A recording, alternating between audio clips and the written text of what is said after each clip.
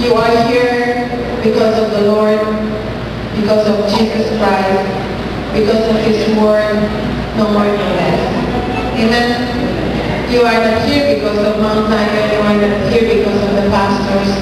You are here because you love the Lord. And I believe this morning you are here because of Jesus. Amen.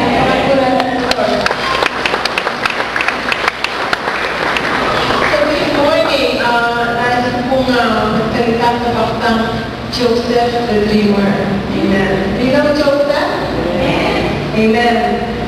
Joseph the Dreamer. You know that when life isn't turning out as planned, you always think about Joseph. Dahil ginawa ng Panginoon sa kanyang buhay, na lahat ng pinahayag ng Panginoon Diyos sa kanyang buhay. Now in Genesis chapter 39, verses 1 to 23, can you flash that please? Sinasabi mo doon, now Joseph had been taken down to Egypt. Potiphar, an Egyptian who was one of Pharaoh's officials, the captain of the guard, bought him from the Ishmaelites who had taken him there. The Lord was with Joseph, so that he prospered, and he lived in the house of an Egyptian master. When his master saw that the Lord was with him, and the Lord gave him success in everything he did, Joseph found favor in his eyes, and became his attendant. Potiphar put him in charge of his household, and he entrusted to his care everything he owned. From the time he put him in charge of his household and of all that he owned. And the Lord blessed the household of the Egyptian because of Joseph. The blessing of the Lord was on everything Potiphar had, both in the house and in the field. So Potiphar left everything he had in Joseph's care. With Joseph in charge, he did not concern himself with anything except the food he ate. Now Joseph was well built and handsome. And after a while, his master's wife took notice of Joseph and said, "Come to bed with me." But he refused. "With me in charge," he told her, "my master does not concern himself with anything in the house. Everything he owns, he has entrusted to my care. No one is greater in his house than I am. My master has withheld nothing from me except you," he said, "because you are his wife. How then could I do such a wicked thing and sin against God?" And though she spoke to Joseph day after day, he refused to go to bed with her or even be with her. One day he went into the house to attend to his duties, and none of the household servants was inside. She caught him by his throat and said, "Come to bed with me." But he left his clothes in her hand and ran out of the house. When she saw that he had left his clothes in her hand and had run out of the house, she called her household servants and said, "Look," she said to them, "look at this Hebrew man has been brought to us to make sport of us. He came here to sleep with me, but I screamed. When he heard me scream for help, he left his clothes beside me and ran out of the house." She kept his clothes beside her until his master came home. Then she told this story. "That Hebrew slave you brought up came to me to make sport of me, but as soon as I screamed for help, he left his clothes beside me and ran out of the house." When his master heard the story of his wife, "This is how you slave treated me." He burned with anger. Joseph's master took him and put him in prison and placed where the king's prisoners were confined. But while Joseph was there in the prison, the Lord was with him. He showed him kindness and granted him favor in the eyes of the prince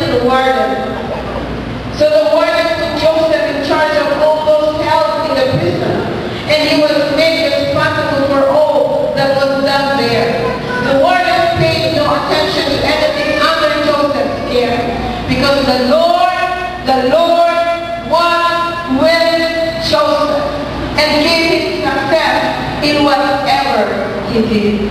Can we stand please?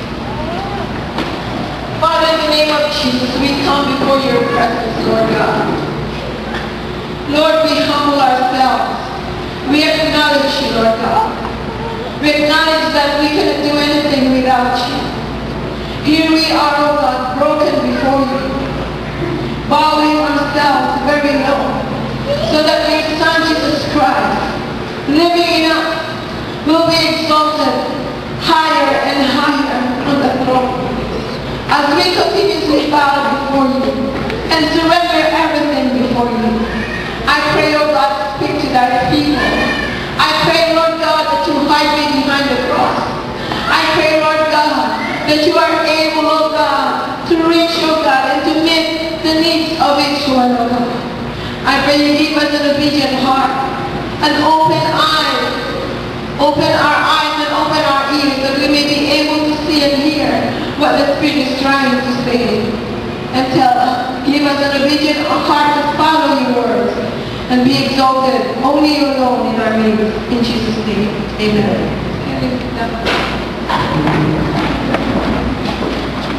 Do you love dreaming? Gusto mo ba natin ang nananaginip?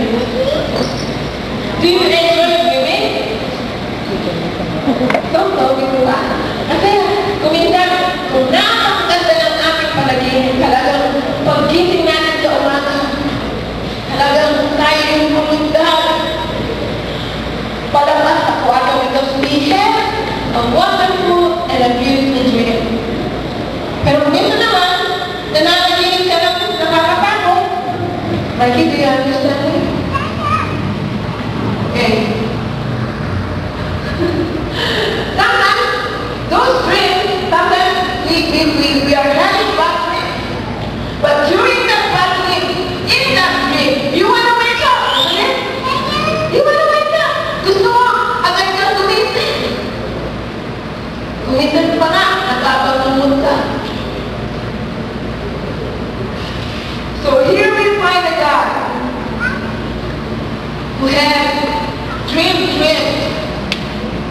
from his early age hanggang siya'y tumanda. Do you enjoy dreaming? Do you ever remember your dreams? I had dreams that I can remember. Do they ever meet a part to you? Have you ever dreamed about dreaming? Have you ever thought about sharing a dream? You know, the Bible sinasabi mo in Acts 2:17 and Joel 2:28, it says, in the last days, God said, I will pour out my spirit on all people. Your sons and your daughters will prophesy. Your young men will see visions. Your old men will dream dreams. I had dreams now. I will never forget. When I was just 13 years old, God gave me an unusual dream. You know what that dream is? God showed me who will be my husband in the future. I was only 13. But when he showed him to me, he doesn't have any eyes. But all his features are there, even that smile. And then he grabbed me by the hand and said, come on. And then we ran into that golden wheat field. And at the end of the golden wheat field is a stair going up to heaven. So we ran up that stair.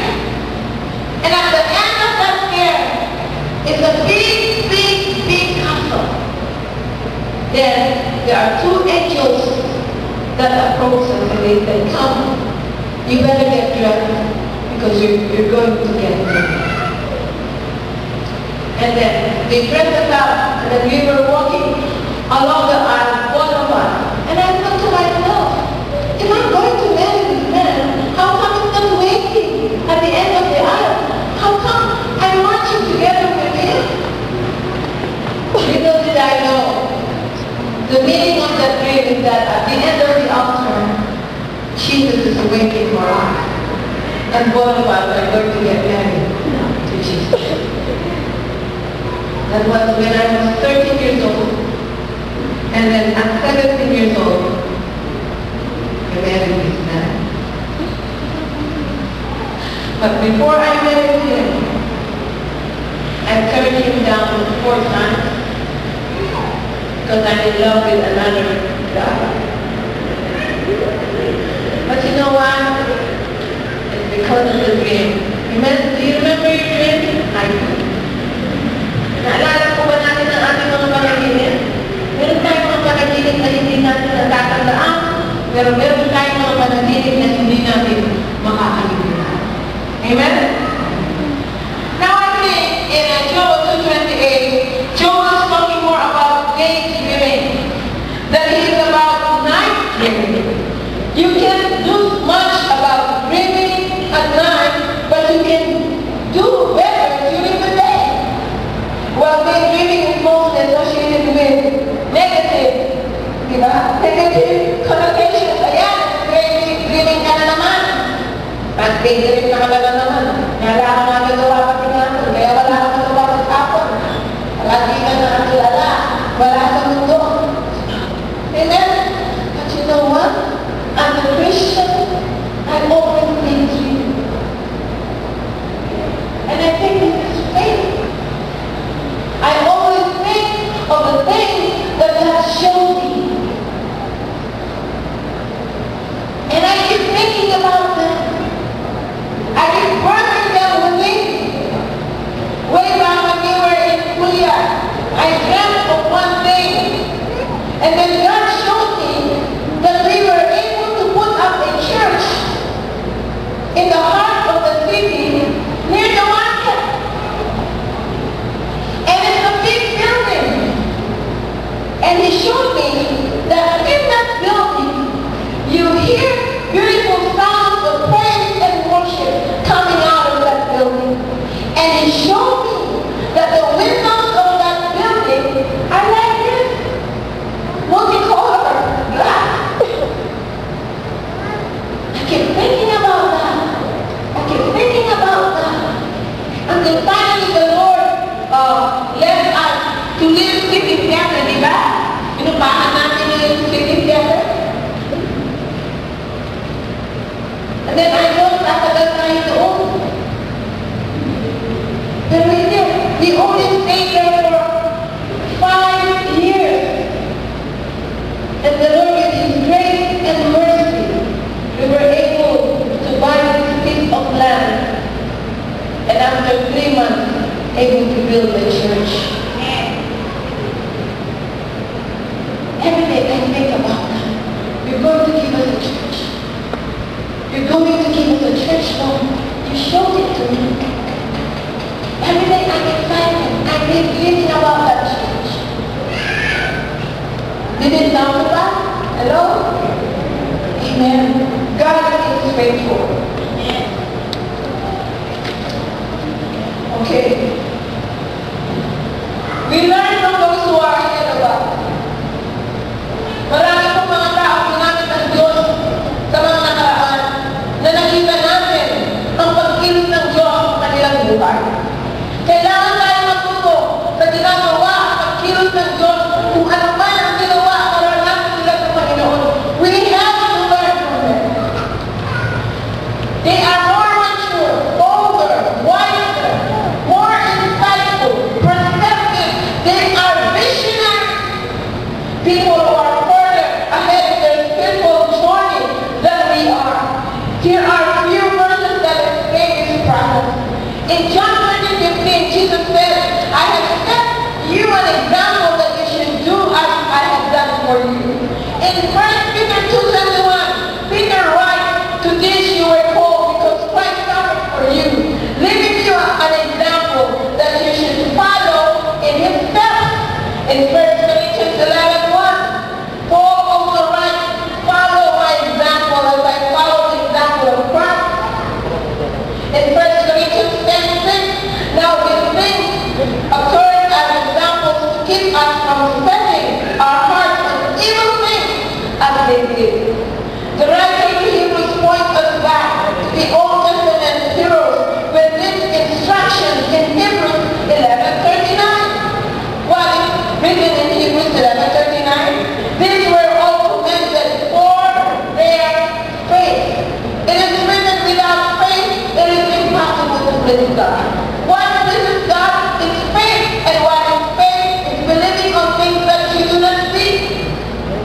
If God says so, if God shows you so, if God tells you so, then believe it, it is right before your eyes that it seems impossible for that thing to happen. But if God says so, they dream about it day by day, moment by moment. Keep saying, I know Lord God, I know Lord Jesus. Hello? Alam mo ba yung ito? Sabi sa Hebrews 11:29, these were all commanded for their faith, yet none of them received what has been promised. God has planned something better for us so that only together with us would they be made perfect. Therefore, since we are surrounded by such a great cloud of witnesses, let us throw off everything that hinders and the sin that so easily entangles, and let us run with perseverance the race marked out for us. In Hebrews 12:2, let us fix our eyes on Jesus, the author and the perfecter of our faith, who for joy set before him endured the cross, scorning its shame, and sat down at the right hand of the throne of God. So we are not alone this journey. There are those heroes of faith, and God is creating and molding heroes of faith in the now generation. I can tell you, without faith, it is impossible to please God. If we don't have faith, everything will slow down. Each day as we face the day, we will face it with a heavy heart. You'll never make it attitude. Wala na mangyayari dyan. Mamatay na yan. Hindi na aangat dyan. Are you in a very difficult situation today? Are you afraid of something that you think it is very impossible to happen? Can you raise your hand? Parang napaka-imposible mangyari. Can you raise your hand? I'm raising my hand. I'll tell you later kung ito yung posibleng bagay na dinadalangin mo sa Panginoon.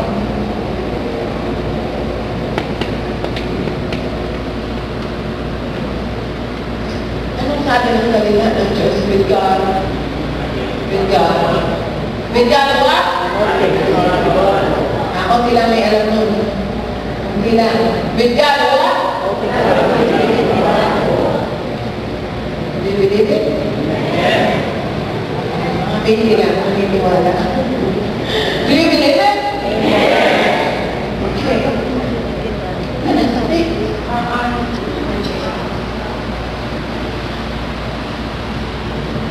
The Lord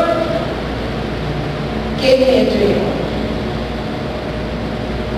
Remember, kung tayo po ay lumalakad ayon sa kalooban ng Panginoon at tayo naglilingkod sa Kanya at ating binabantayan ng ating puso, ang ating paglakad sa Kanya, at tayo patuloy na nagpapakumbaba, nagpupunyaling lumakad na may kabanalan, lumalago ang takot sa Diyos sa ating puso. Umaakaw tayo sa pag-ibig at kagalakan, kapayapaan, gaano ang kahirap ang ating hinahanap. Then, the hand of God will be upon us. May kausap po ako kapatid kagabi. Nag-uusap kami. Alam mo, Pastor, kung kailan ka lumalapit sa Panginoon, dumadating walang humpay ang mga problema. Hindi ka na makahinga. Sabi ko, kung ikaw hindi makahinga, lalo na ako. Kaya nga, kanina maglakad para mag-release ako sa'yo. Siya bang mahabang nag-release sa akin. Kala ako makakakuha ko na lang pa kanya. Walang humpay, sabi na, hindi na ako nakasingin.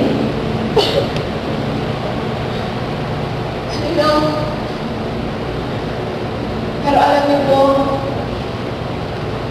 I keep telling the Lord when I am in a very difficult and impossible situation, I keep telling Him, you will win out of this. situation. You're gonna wake up.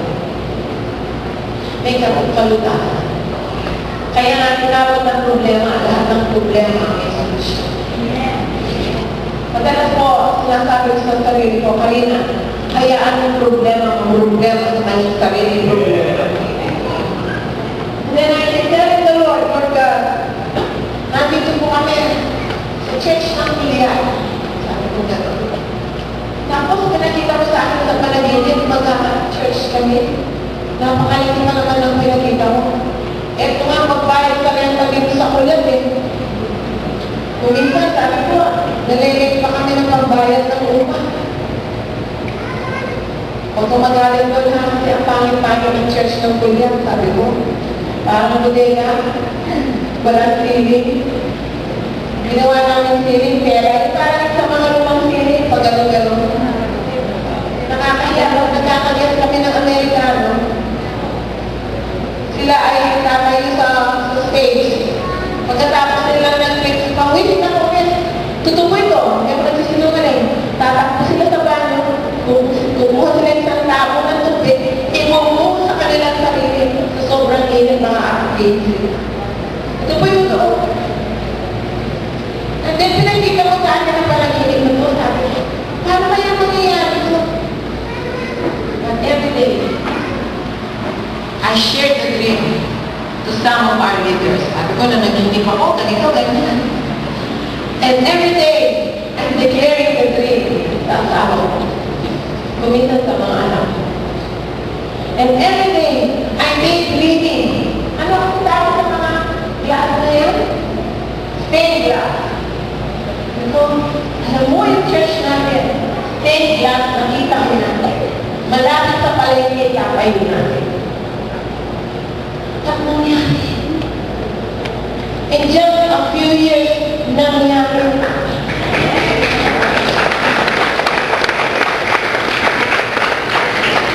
Alam nyo, nakapagtamo tayo po dito after 3 months, nahuli kayo dito sa tulong din ng iilang mga kapatid. Yung iilang pang balas ng konti ay nagpahiram sila ng pera. Yung iilang po, hindi na pinabayan yung pinahiram nila. And then after 3.5 months, after noon, nabayaran na natin ito.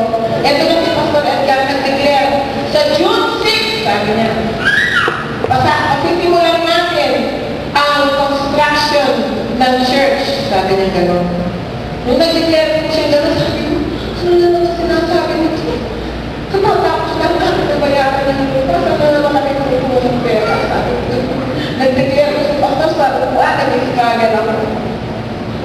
Then sabi ko niya gano'n, we will fast for 1 month. Ito po, tumating na yung June 4. Gumitin siya maaga. Kanina sabi niya, alis lang ako. Ito ka pupunta. Titignan ko kung meron magpapahiram ng mga hardware sa atin sa jumpstart ng construction ng church. Sabi niya gano'n kasi wala na yung pera. Ikaw kasi, sabi ko, nag-announce na pala June 6.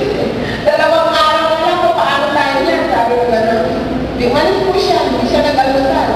Hindi siya nananghali. Alam 4 na ng hapon, wala pa siya sa bahay. Ako pinag-aan na. And then 4 o'clock ng hapon, nag-ring ang telepono. Overseas po galing ng Amerika, sabi niya, hello Karina, I heard you're planning to build your church. Sabi ko po, opo, sabi ko gano'n. So can you give me your bank account? Sorry po, sabi ko, wala kami bank account. O can you give me your dollar account? Lalo yung dollar account, wala kami. Wala kami kailangan sa bangko, sabi ko. O do you trust somebody that has a dollar account? Sabi niya sa akin. So that I can deposit and I can wire the money there. Sabi ko, gano'n? Kinabahan na ako. Thank you. Sabi ko, I'm gonna send $30,000. Alam niyo paano kaya kayo sabi? Alam niyo po kaya ang ginagawa ko? Alam niyo ano eh. Diba? Alam niyo na yung kwento, diba? Kaya lang, yung nalaman yung kwento yun, dumaan lang. Hindi nakadagdag sa pananampalataya.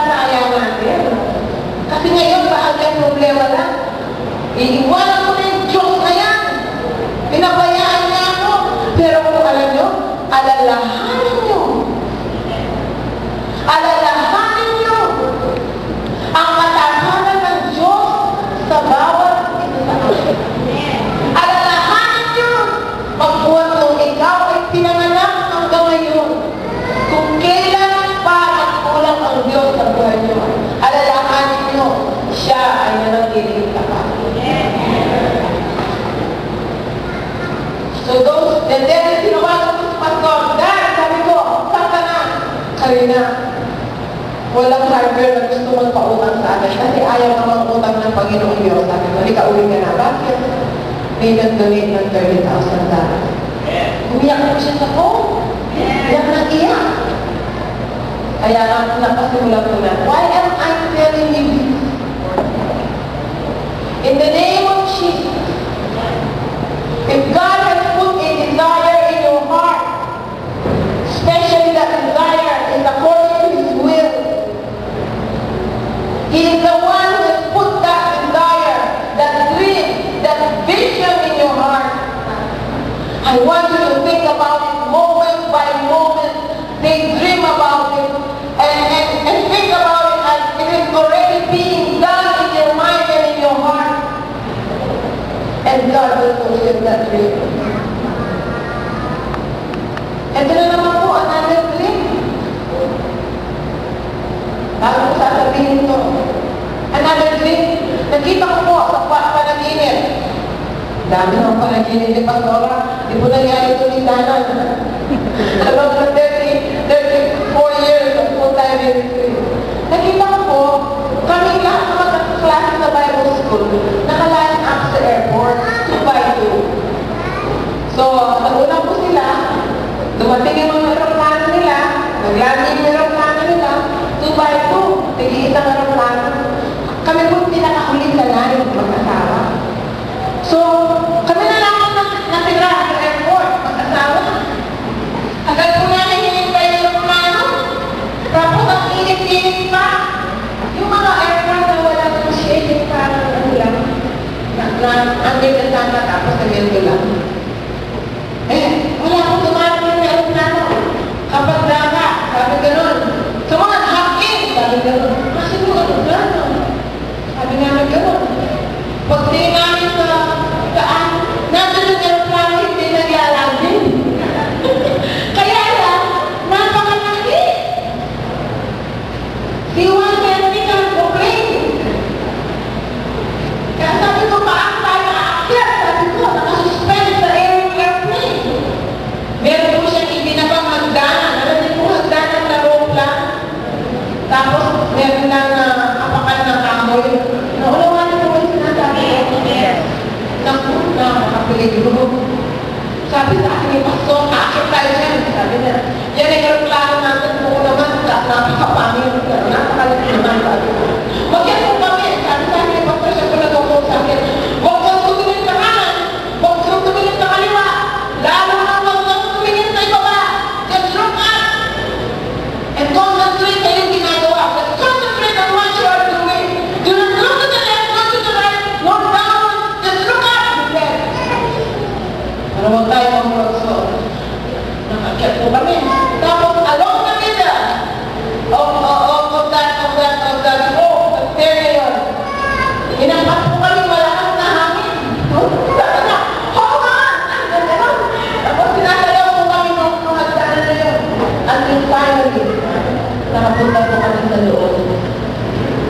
Pagpasok po namin sa loob, ang loob ng aeroplano ay isang malaking football field that's filled with people of different colors coming from different nations. People who are in need. At nakita po, we are going from one nation to other, ministering to these people, caring for them, giving them medicine and food. Are you with me? Then after that, I woke up. Ang daming may sakit na nakita na naman. And because of that, I started praying. And then in my heart, when we were in Korea, God has birthed a desire for me. If God will permit, that we will build a dialysis center and a medical center.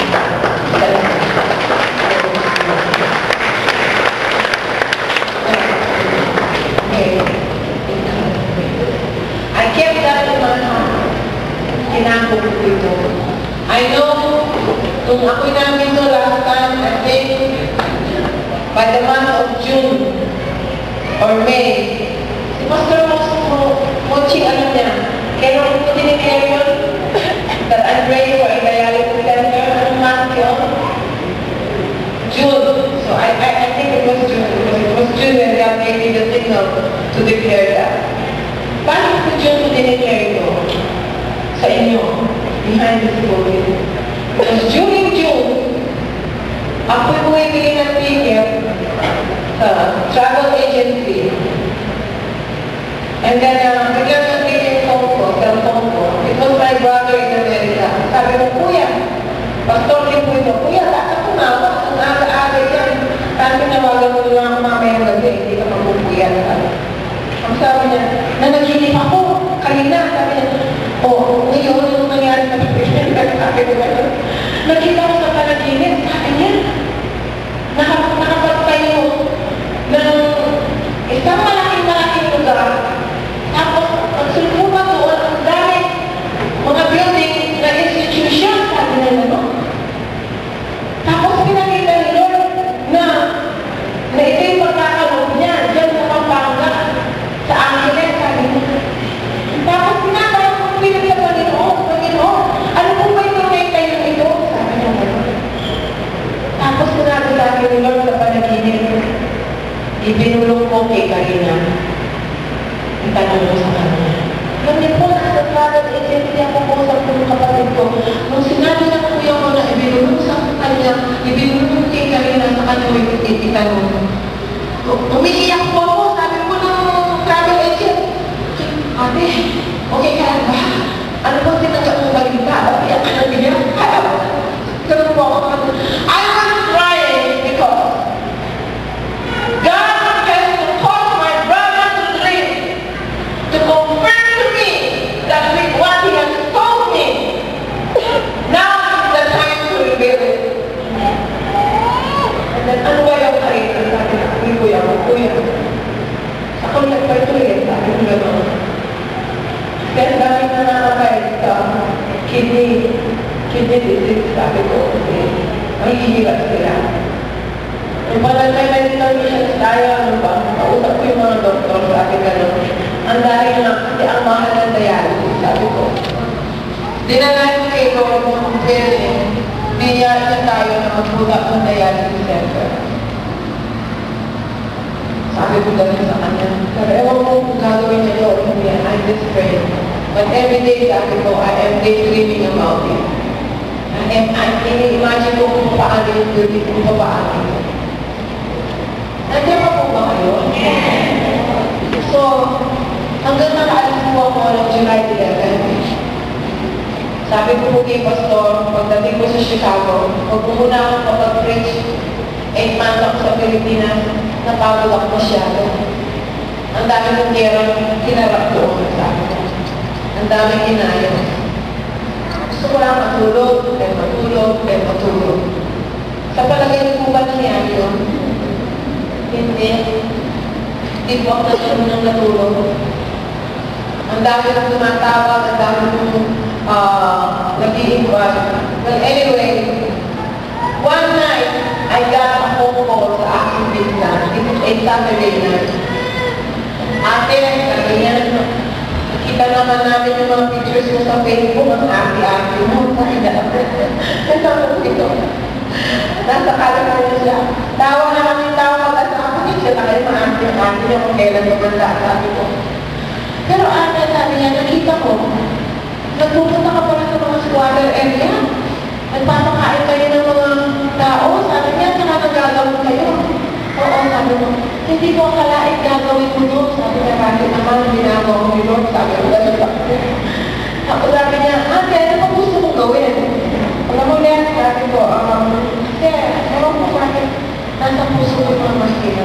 Kailangan na sabi. Eh, dami na namatay. Dahil nakahirapan ng buhay, pag nagkakasik sila, hindi na sila talaga, wala, maghintay na lang mamatay, sabi ko. But sabi ko gano'n, I'm praying for a dialysis center. Ate, ako! Anong ikaw? Ang company namin, yung Davida. O ano yung Davida? Davida caters everything that concerns dialysis. Hanggang ba, sabi ko, ano bang magagawa ng Davida? Ate, matatapos lang namin nag-donate ng dialysis center sa Cebu. And it cost us $400,000. Ngayon ko lang, sabi ko. Iyak na ako nag-iyak. So, kasuhin mo ito. Sabi niya gano'n, we will put up a dialysis center sa Angeles.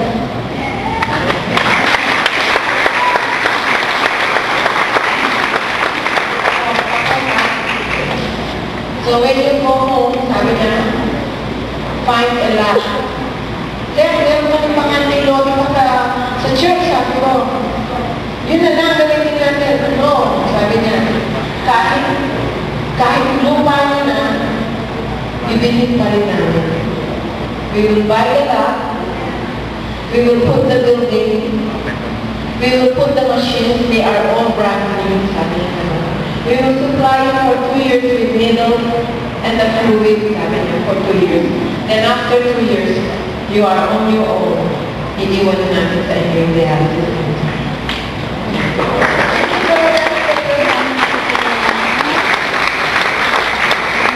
Now, ang tanong ko, will you start dreaming today? Ha? Tama ko na ba kayo nananaginip ngayon? Okay, ito naman ako. Okay? Para ayaw ko kayo masyado mag-decide. I told the Lord, if this is from you, so be it. Let it be done. If this is not from you, at maaaring kasama natin, then, sabi ko, hinder this. But if this is the heartbeat of your heart, then Lord God, prepare us that the things will make us humble, that the things will make us broken before you each day. As we see that building, we will see your faithfulness. As we see that building, we will see how weak we are before you, how nothing we are, how broken we are, how totally dependent we are on you, because without you we can't do anything. But Lord God, if will please you, because of the faith that you have imparted in our hearts, I said. And that faith will keep saying, oh God, I just can feel. I just can feel happening, Lord God. Lord God, I just can feel. I just can feel those buildings being erected, Lord, those rooms being prepared. May this privilege glorify you, so be it done unto us. So pray, okay? Pray. Nawa, kung matutuloy ito, glory to God. Kung hindi naman ito matutuloy, huwag niyo akong babatipusan. Because I told you ahead of time, this is my prayer. Kung hindi makakabuti ka amin, sabi ko sa kanya, huwag mong ituloy. But nevertheless, sabi natin na po amin, sabi niya, dialysis center lang ba? Sana kahit mag-ulit na hospital lang, sabi ko. At donate lang namin ng isang hospital sa Africa. It cost us $12 million. Una-muna natin yung dialysis. And let's see, after that, what God will do pag i-legal niya yung hospital. Why am I telling you this? Bakit kaya sinasabi ko siya?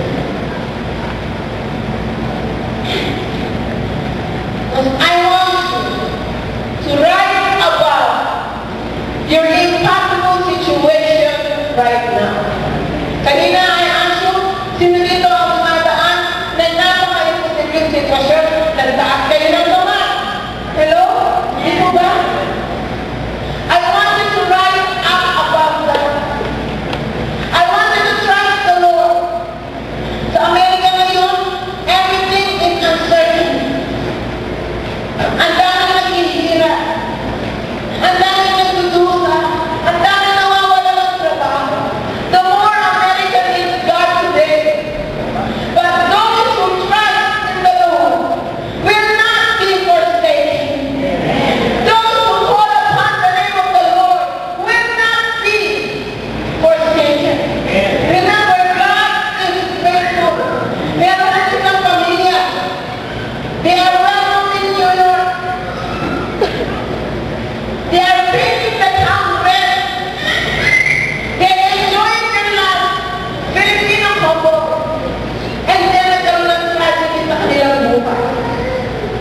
Yung isa anak ng general dito. Yung isa anak ng well-known kapampangan. A proven family. They own a big school in San Fernando. They are high school students now. Kilala sila. They had a tragedy. Nagkaroon ng brain cancer ang babae. Tuwa siya ng operahan sa ulo. And twice God killed her. Pinagyagaan ang kailangan. Meron siyang support dito. Yung lalaki naman, nagdadayan na 3 times a week. They don't have any job. They are helpless, hopeless. Palalayahan nila ang lalaki na sa kanilang bahay. Wala na nilang pag-asa. Akala nila wala nang tutulong sa kanila. But they call upon the name of the Lord. They trusted the Lord. And one friend visited them and said, yes, akong bibili ng bahay mo. Pagkatapos kong bibili ang bahay, titira kayo dito dyan. And then they came to a point wala kayo nilang makain. And then sabi ni Pastor Edgar, tinawagan sila, halin kayo, sama kayo sa atin sa food pantry. Eh ngayon, sumusobra na ang kanilang kakanin sa pagkain. Kasi kung pag magbigay ng food pantry, lagi yung mga tinapay. Lagi yung meat, groceries, at saka vegetables. And then I asked them, is there hope in God? Iyak sila. Hindi namin natalaman that God will save us. Are you losing your hope? Are you in a situation that is very difficult? I tell you the name of Jesus, call upon the name of the Lord. Amen. Call upon His name. Trust Him. He is able. He is able. He is able. He is able.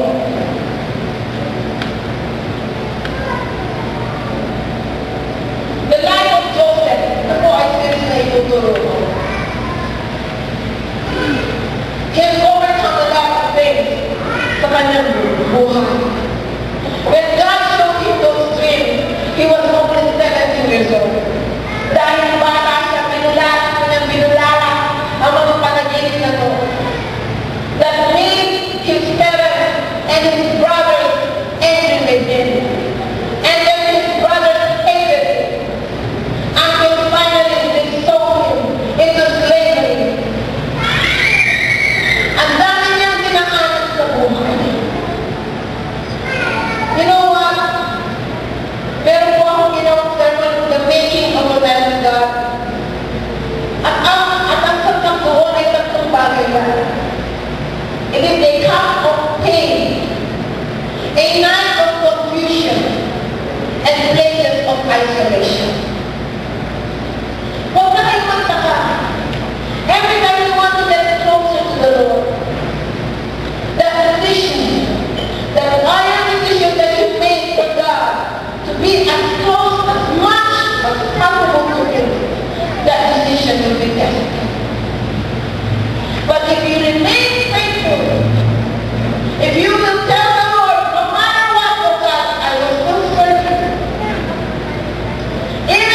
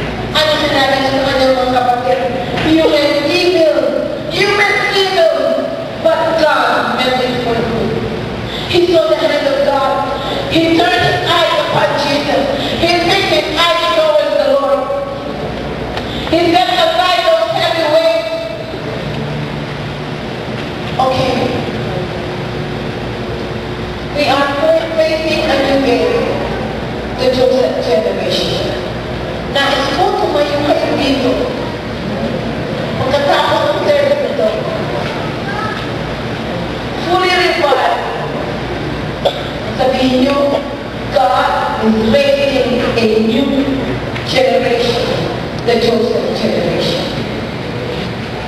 Maaaring ka nakaraan ng kamali kayo. Maaaring ka nakaraan ng kasal.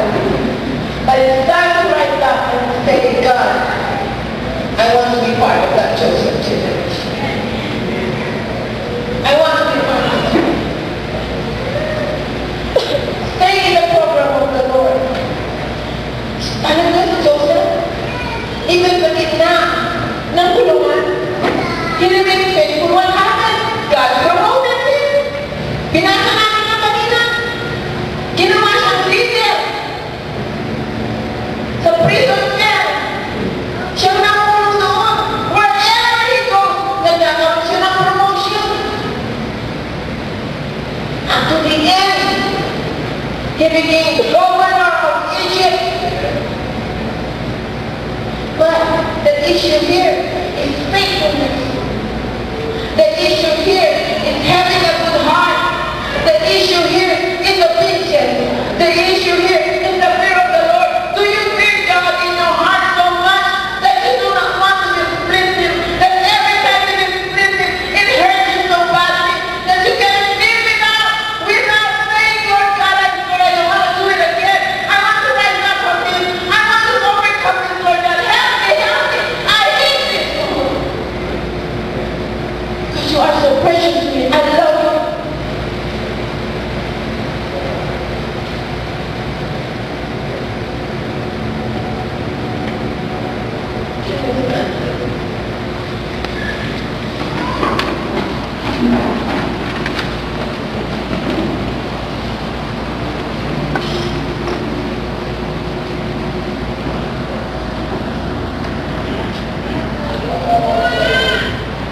Sabihin ko sa inyo, ang dami binukas ni Lord sa 2 buwan ko lang sa Amerika.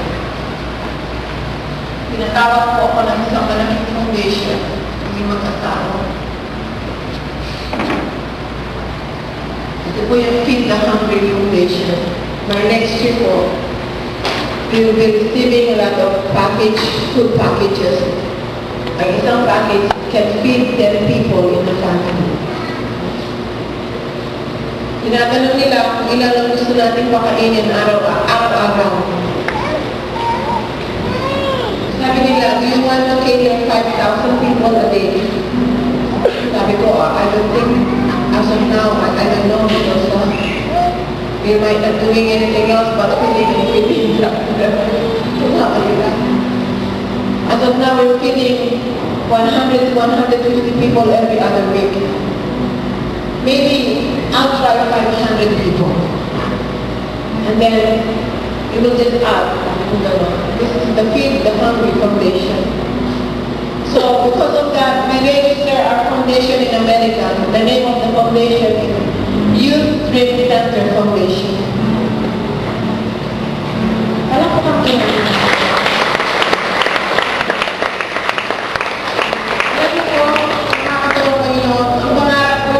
sa Amerika, matulog lang. Hindi ko ako natulog. Pagpahinga lang. So, open po yung Youth Dream Center Foundation. Ang isa sa kasama po natin dito ay manugang ng Board of Directors ng UNICEF.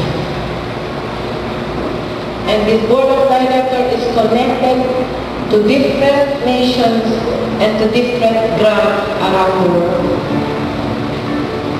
Bakit po sinasabi ito? We have heard that of God kami mag-awa.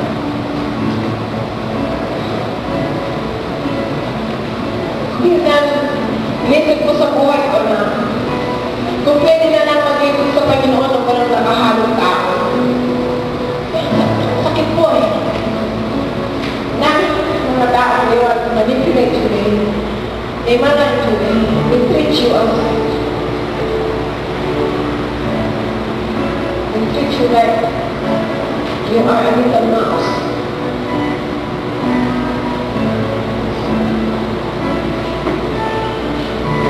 Sabi ko sa asawa ko, pwede ba nag-ministry na lang tayo, puro na lang tayo nananalangin at nag-worship.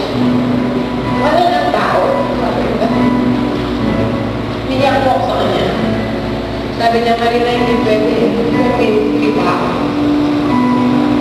So we had some battles. We had a lot of pain. Sabi nga ni Pastor madalas, the greatest pain and the greatest joy is in relationship. Sometimes it's hard. But anyway, naging blessing po ang lahat na to. That's why I'm declaring it to you. Now I appreciate Him. I appreciate our Lord Jesus Christ. Na walang upay ang subo ang tulong niya sa buhay natin. I rejoice. My heart rejoices in the Lord our God. I rejoice sa mga pagsubok. I admire Him for doing that in my life. I appreciate Him. I dance with Him every time I recall all those things. I dance with Him. Literally, I dance with Him. Imagine mo ang kaya ko siya. Sabi nga sa Proverbs 27 verse 7, to the hungry soul, every little thing becomes sweet. These are the sweet smelling sacrifices that are being offered in His presence, moment by moment, day by day, to help me focus on Him, not on the things that I see or hear, not on the things happening around me, but on Him alone, on Him alone, on Him alone. And now I know God is about to do something in this church, in this ministry. But the thing is, handa ba kayo? Are you prepared to pay the price? With me, with my husband? Are we one with this vision and this mission that God is about to give us, that God is about to entrust to us? Are you one with us? Will you march with us? Will you kneel down with us? Will you kneel down and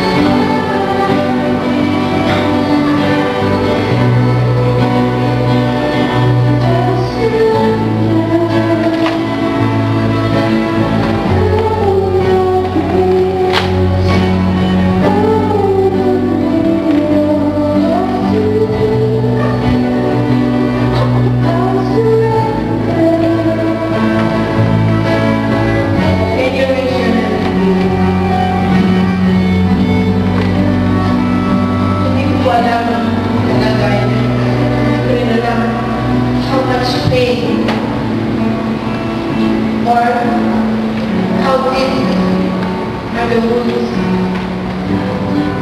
Lord, how strong is the struggle? O kaya, yung pangihina natin na nawawala na tayo ng pag-asa. I don't know. But God knows. Kaya alam na po yun. Ang sitwasyon natin yun. I want you to remember Joseph. We are in a time God is raising the Joseph generation. And I'm telling you this, and it's still the anointing of God so strong. We are in a time that God is raising the Joseph generation. Today, habang tayo nakatayo, sabihin natin sa Panginoon ang mga kaagay ng sitwasyon ngayon, Panginoon, iniiwan mo sa altar mo ang mga bagay na ito. I'm willing to forgive. You know, one thing na mas mahalaga is you are willing to forgive. Willing to forgive, and ask God to forgive you if you question Him many times, or most of the time. If you doubt Him, be willing to forgive. You know what? Forgiveness will lead to destruction, and it gives a big curse upon you, upon your children, upon the fourth generation if you don't forgive. So today, settle your heart before God. Learn to forgive. Amen. Amen. Learn to forgive. And if you have forgiven, I do not know who, go to them, do good to them. Although at first, continue to do good to them and love them. But if they resist, then at least you have done your best. Secondly, kung ano man ang mga struggles na yan, I don't know them. Are they vices o ano man? Are they strong? I don't know. Give them to the Lord and ask God, Lord God, forgive me. Work within me a dream, a vision that you will